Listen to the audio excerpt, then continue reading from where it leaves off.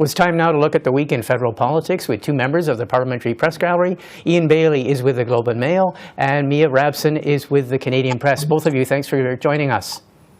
Thanks for having us. Okay, I want to start with this week. There was big news about this agreement, this supply and confidence agreement between the NDP and the Liberals. But it's very germane today because we have this $2 billion announcement by Jean-Yves Duclos, the health minister. And we're now seeing a press release by the NDP saying that this it's proof that their agreement is bearing fruit, because this is proof that their collaboration is producing results on the healthcare front. What do you make of it, Mia?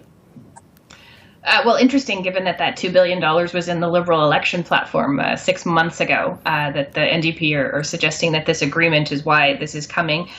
It was in the works with or without this agreement, but this is what they do. They have to show that they've got wins.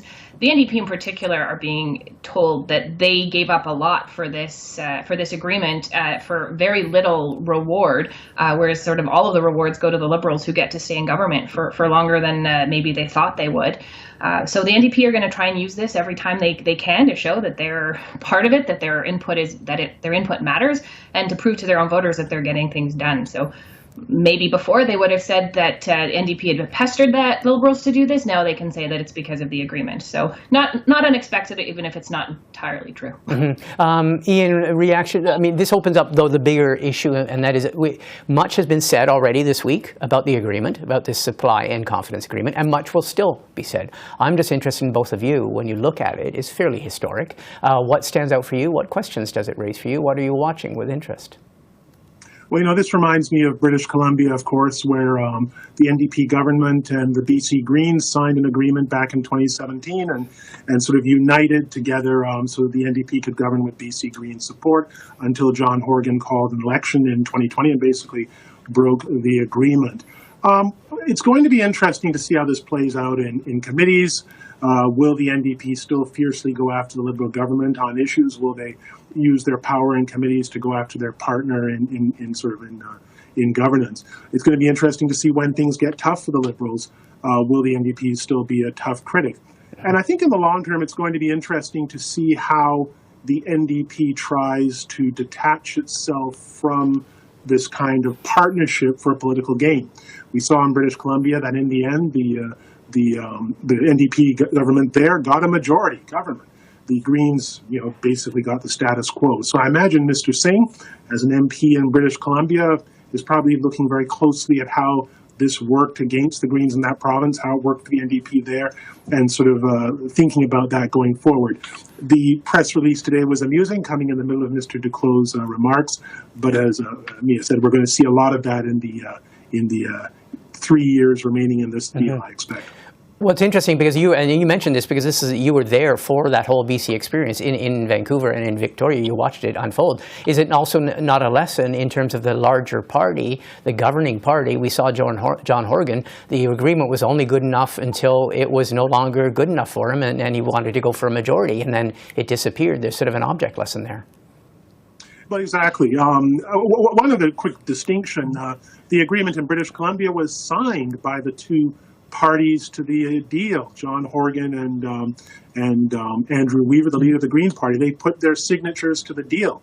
They held bi-weekly meetings. There's a terrific editorial, an interesting editorial in the Globe and Mail by Dr. Weaver about his perspective on things. And there's a photo of him and the Premier at one of their meetings cutting a cake to sort of celebrate the deal. So there's, we saw there a real kind of partnership and closeness that perhaps we haven't seen here in Ottawa. Mr. Singh and Mr. Trudeau, the Prime Minister, obviously didn't even appear together to sort of announce this agreement. So that's sort of an interesting distinction. I guess the deal acknowledges a reality in the Liberal-NDP relationship, and it gives the NDP something to talk about through the years ahead.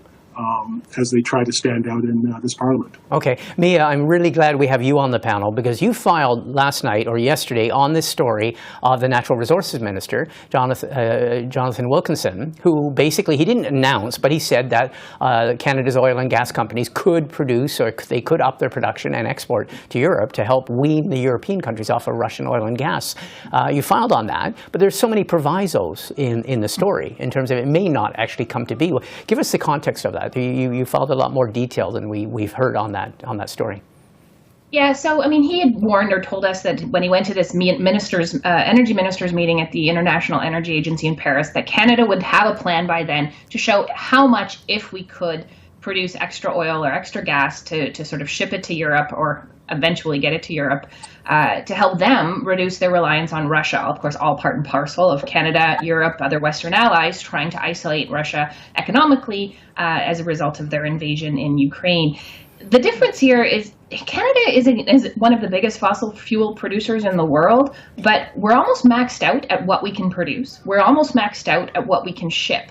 Canada, until maybe right now, has really been looking a lot more at how to transition to clean energy rather than how to ramp up or find new export markets for its existing fossil fuels. And there's just not a lot of room there. So Canada thinks maybe they could possibly add about 200,000 barrels of oil and the equivalent of 100,000 barrels of natural gas. It's a very small amount, and it really depends on whether or not the producers can do it. If investors see it as a longer term investment they want to make, there's a lot of sort of caveats as to whether or not Canada can do this. Big question marks about what it means for Canada's energy transition. And next week they've got a massive new emissions reduction plan coming, which Mr. Wilkinson talked a lot about how this wasn't going to increase Canada's emissions, that it was only displacing oil that would have been produced in Russia.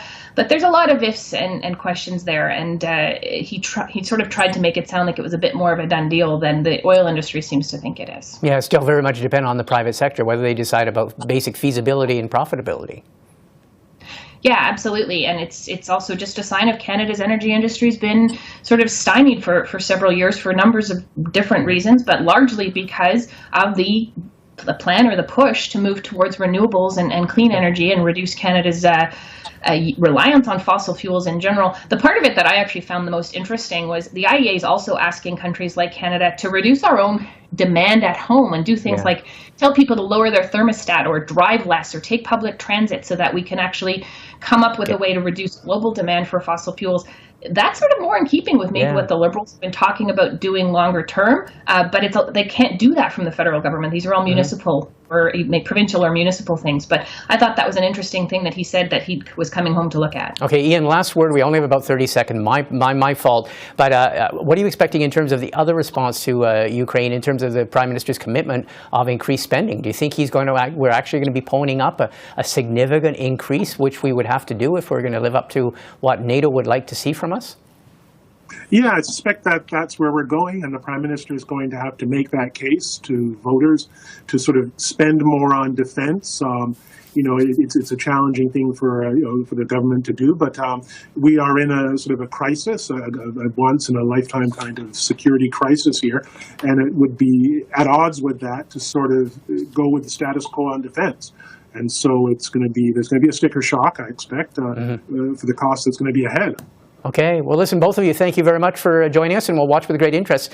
Certainly watch that announcement on NATO. Thanks a lot. Thank you. You're welcome. Pleasure.